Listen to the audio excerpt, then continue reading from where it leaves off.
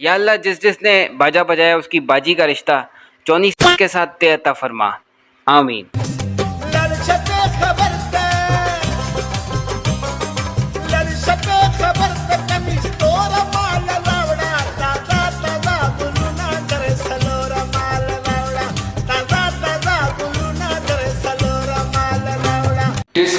इस वीडियो का हरगिज ये मतलब नहीं कि किसी का दिल दुखाया जाए, बल्कि अगर आपको कहीं पे दर्द हो रहा है तो अपने दर्द वाली जगह पे हाथ रखें और पढ़ें दादा साहब की घोड़ी और वहीं अंधेरी रात। 14 अगस्त एक ऐसा दिन जिस दिन पाकिस्तान बना था, बच्चे बच्चे को भी पता है।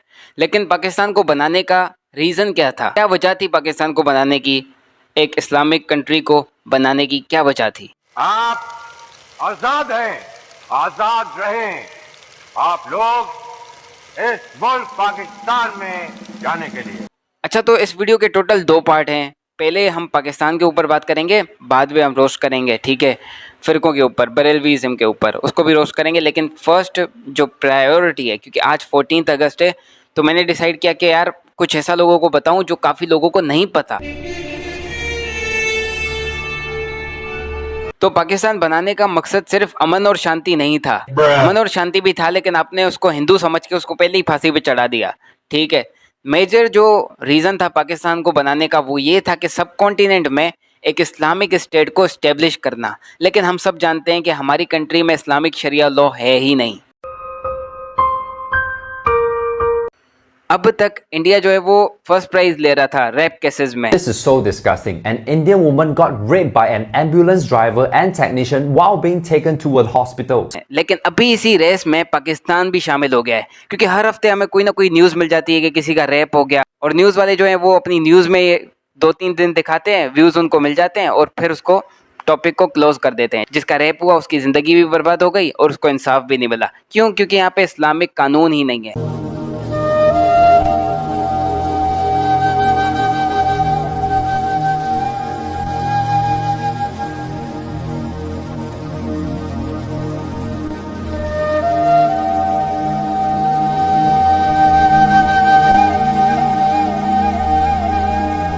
तो इंडिया हो या पाकिस्तान, दोनों इस क्राइम में इक्वली डूबे हुए हैं, ठीक है। और इंडिया तो कुछ ज़्यादा ही है, लेकिन पाकिस्तान में भी कम नहीं है। यहाँ पर मदरसों में क्या कुछ नहीं हो रहा होता।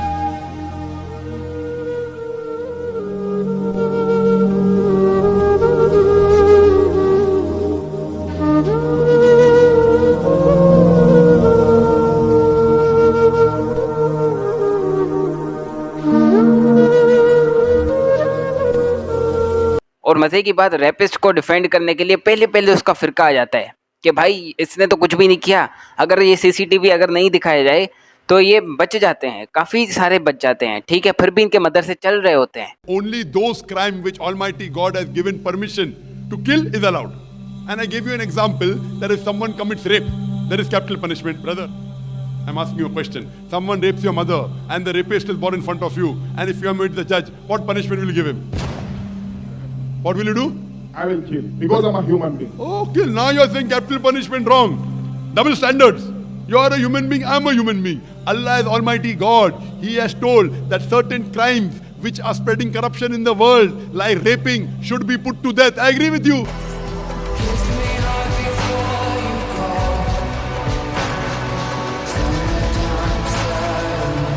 तो क्योंकि यहाँ पर रैपिस्ट को मौत की सज़ा नहीं मिलती, इसलिए हम ये 14 अगस्त नहीं मनाएंगे। क्या कौन सा रीज़न है मनाने का 14 अगस्त? इसको थोड़ा दिमाग से सोचना कि अगर कायदे आज़म जिसने पाकिस्तान बनाया, ठीक है, अगर वो आज होते तो क्या वो खुश होते ये सब चीज़ें देखकर? तो जी, पाकिस्तान का सबसे ज़्यादा शिर्क में डूबा हुआ फ़िरका बरेलवीज़म, प्लीज़ वेलकम। दिखाने ले गया, छठे आसमान पर जब अल्लाह पहुंचा तो अल्लाह का पैर फिसल गया और अल्लाह जमीन की तरफ आकर गिरने लगा, तो गौस पाक ने अपना सीधा हाथ बढ़ाया और अल्लाह को पकड़ कर खींच लिया।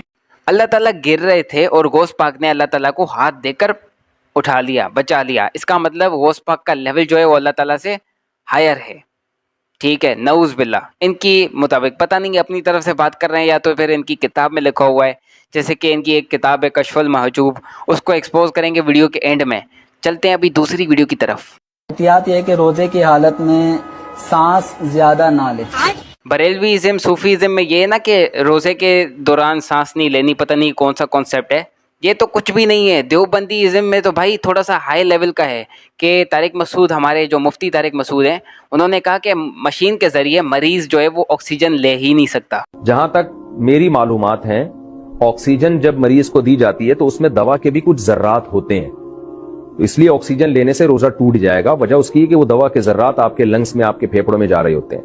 इनको पता ही नहीं है कि ऑक्सीजन है क्या।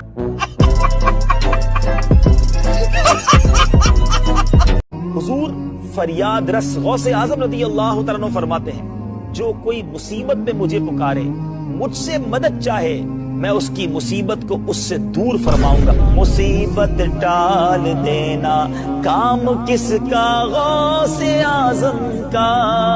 जो गौस पाक हैं वो मुसीबत टाल देते हैं। अब आपको पता पड़ेगा कि इनके फिरके में कुरान को ट्रांसलेशन के साथ पढ़ने से हम क्यों गुमराह हो जाते हैं, अभी पता पड़ेगा। अल्लाह ताला कुरान में फरमाते हैं कि इंसान अजीब मखलूक है। जब इसको नेमतें देकर आजमाया जाता है तब ये समझता है कि अल्लाह ताला हमसे बहुत खुश है, और जब वही नेमतें छीन के आजमाता है तब ये समझता है कि अल्लाह ताला तो मुझसे नाराज है, अल्लाह ताला ने मुझे जलील किया।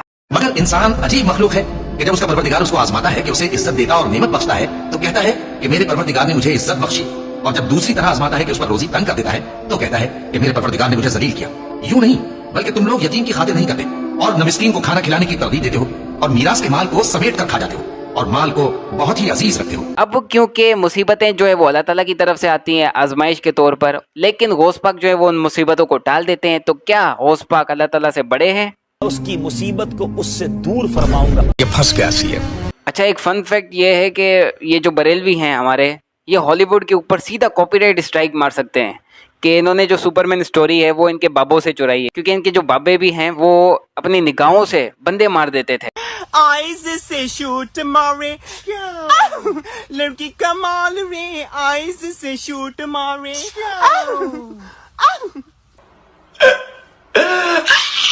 अच्छा, कभी ये सोचा है कि मज़ारें क्यों बनी, श्राइन्स क्यों बनी? चलो बन गई सो बन गई, लेकिन उस पे जाते क्यों हैं? इसका रीजन ये देखो। लोग हमसे पूछते हैं मौलाना दरगाह क्यों जाते हैं आप? ऐसा डंके की चोट पे बोलना, जैसा मैं बोलता हूँ, डंके की चोट पे बोलना, डंके की चोट पे, बिल्कुल मियाँ भाई के साथ सीना तान के बोलना। जो मुकद्दर में लिखा हुआ नहीं है वो लिखाने दरगाह को जाते हैं, और जो गुनाह हो गए हैं वो माफ कराने के लिए दरगाह को जाते हैं। ये आकाओं के दरबार में जब हम पहुंचते हैं, इनको वसीला बनाकर उस रब को पुकारते हैं, उन महबूबों के सदक़े में अल्लाह हमारे गुनाहों को माफ फरमा देता है। इतनी बड़ी लॉजिक लगाई यार, इतनी बड़ी थ्योरी और आंसर भी गलत।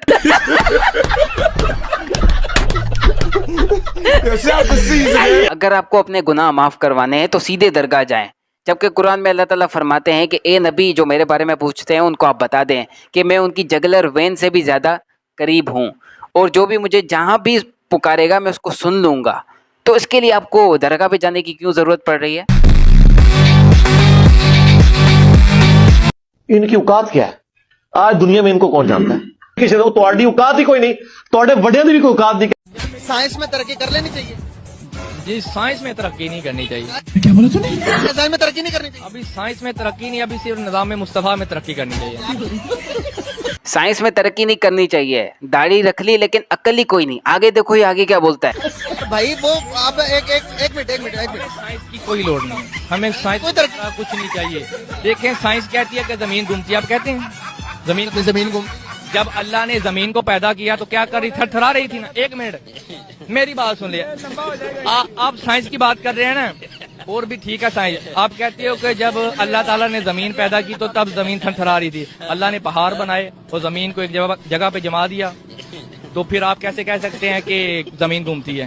अच्छा, इसमें इस भाई की कोई गलती नहीं, इसमें जो है वो इसके फिरके ने इसको ब्रेन वॉश किया है। बरेलवीज़म में एक किताब है कि ज़मीन नहीं घूमती, ये पूरी एक किताब है बाय आला हजरत, और साइंस की तो बड़ी ही दूर की बात कर दी आपने।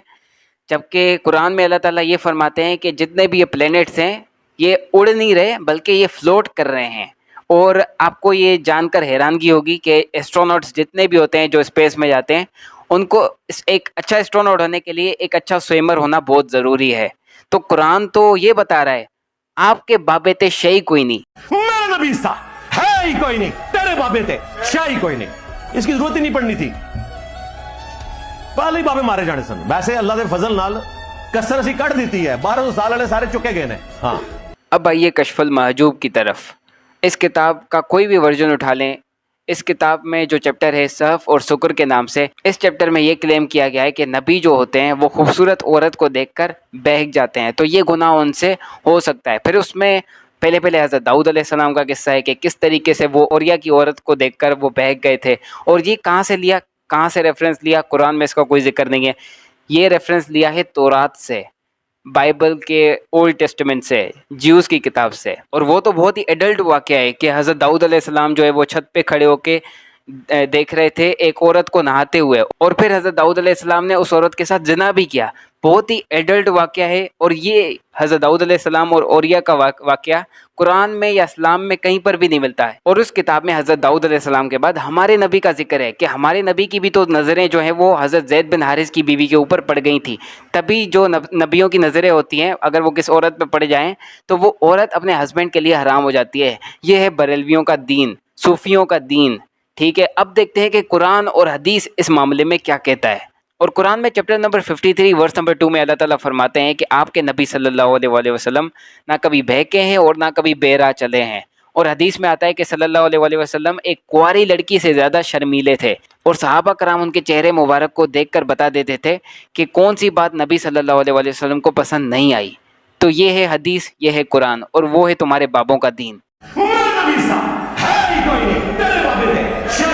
अच्छा जी, तो आज के लिए इतना ही। अगर वीडियो पसंद आई हो तो सब्सक्राइब, नहीं पसंद आई तो खाली लाइक करना, और मिलते हैं नेक्स्ट वीडियो में। अभी के लिए बाय। फ्री फ़लस्तीन, इज़राइल।